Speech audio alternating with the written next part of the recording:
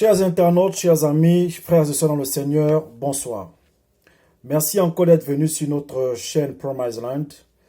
Aujourd'hui, nous avons une particularité, c'est que je voudrais répondre à une problématique assez forte d'une internaute qui nous envoie un message depuis Dakar au Sénégal. Et dans son message, elle nous demande une chose assez puissante et assez forte. Je voudrais la partager avec vous, cette problématique, et afin que par la puissance de Dieu, nous tentons d'apporter nos éléments de réponse. Je vous invite aussi à liker, à partager, à commenter, surtout à me donner votre point de vue sur la page, afin que nous puissions échanger. N'oubliez pas que c'est d'abord une chaîne d'échange et de partage. Je vais lire la préoccupation de notre internaute, je vous laisse écouter et je reviens derrière. Bonjour évangéliste, j'espère que vous allez bien, que tout se passe bien de votre côté. Voilà, hier je vous disais que j'avais une question à vous poser. En fait, j'étais en train de lire la Bible. Et puis, j'avais commencé par la Genèse. Et dans Genèse 1, Dieu à la création nous donne le mandat de dominer sur la terre. Et j'ai cherché en fait combien de fois je pouvais trouver le mot terre dans la Bible et tout. Je suis allée dans Matthieu, où la parole de Dieu nous dit que nous sommes le sel de la terre et nous sommes la lumière du monde. Un peu plus tard, nous sommes la lumière du monde. En fait, je voulais savoir, est-ce que dans le domaine prophétique, est-ce qu'il existe une connexion entre ces deux éléments, le sel et la terre? Est-ce que ces deux éléments sont connectés pour permettre à l'homme d'être influent, d'être la lumière du monde? Ok, donc vous avez bien écouté la question de notre internaute qui nous demande est-ce qu'il y a un lien sur le fait de dominer et sur le fait d'être le sel de la terre. Donc, ce qu'il faut comprendre, c'est que avant de donner une réponse appropriée ou détaillée à cette problématique, il faut repartir depuis l'origine. L'homme, dans sa création, la Bible dit que l'homme a été créé à l'image de Dieu. Donc, pour créer l'homme, Dieu a pris la terre et a façonné l'homme. Après, il a soufflé dans ses narines pour que l'homme devint une âme vivante. Dieu a créé la terre en même temps. Donc, la terre a été créée avant l'homme parce que l'homme est tiré de la terre. Sauf que quel est le lien qu'on peut établir entre la domination que l'homme doit avoir sur la terre et le sel que l'homme doit être sur la terre? Lorsque je parcours mes recherches scientifiques, ecclésiastiques, fraternelles, je me rappelle avoir découvert que l'homme est composé de 4 éléments. Donc la formation de l'homme, scientifiquement, on retrouve 4 éléments.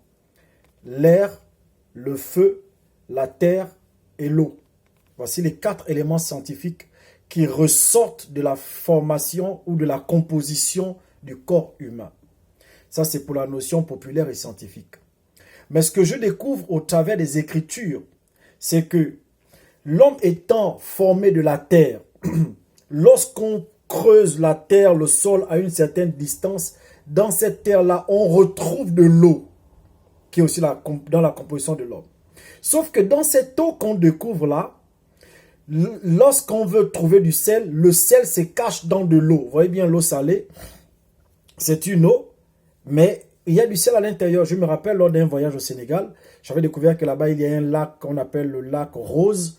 Et c'est là-bas où on va extraire le sel. C'est un lac salé et l'eau est vraiment de couleur rose. J'étais vraiment impressionné et émerveillé quand j'avais vu ça au Sénégal, à Dakar.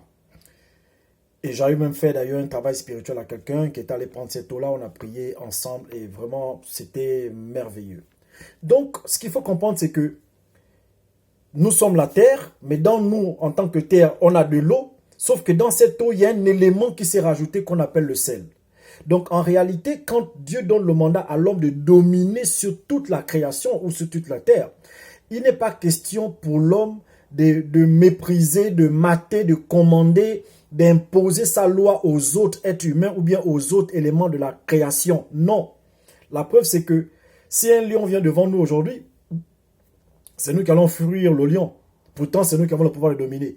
Donc, la domination dont parle Dieu, ce n'est que lorsque l'homme arrive à ressortir de lui le sixième élément de sa composition qui est le sel et à devenir une saveur dans la vie de tous ceux qui l'entourent, que là, il devient la lumière du monde. Il peut leur montrer le chemin qui les ramène vers leur Créateur. La principale mission de tous les êtres sur la terre, c'est de découvrir d'abord en eux la substance métaphysique, spirituelle, cachée dans les 4 éléments, donc le 5e élément, c'est d'arriver à trouver le sel en lui et de savourer la vie de tout le monde. Un homme qui n'arrive pas à savourer la vie des autres, un homme qui n'arrive pas à aider, aimer, partager, accepter, comprendre, participer à l'éclosion des autres, à l'écosystème de la vie, c'est un homme qui n'a pas compris et qui n'a pas découvert sa personnalité. C'est un homme qui ne domine pas. L'homme qui domine, c'est celui qui fait l'unanimité dans la saveur qu'il apporte dans la vie des autres.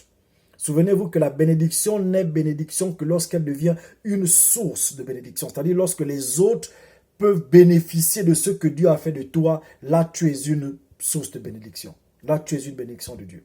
Donc, nous sommes, le lien entre la terre et le sel, c'est que le sel se trouve dans la terre et l'homme qui est la terre doit découvrir en lui-même ce sel et le faire sortir pour savourer la vie des autres. Donc prophétiquement,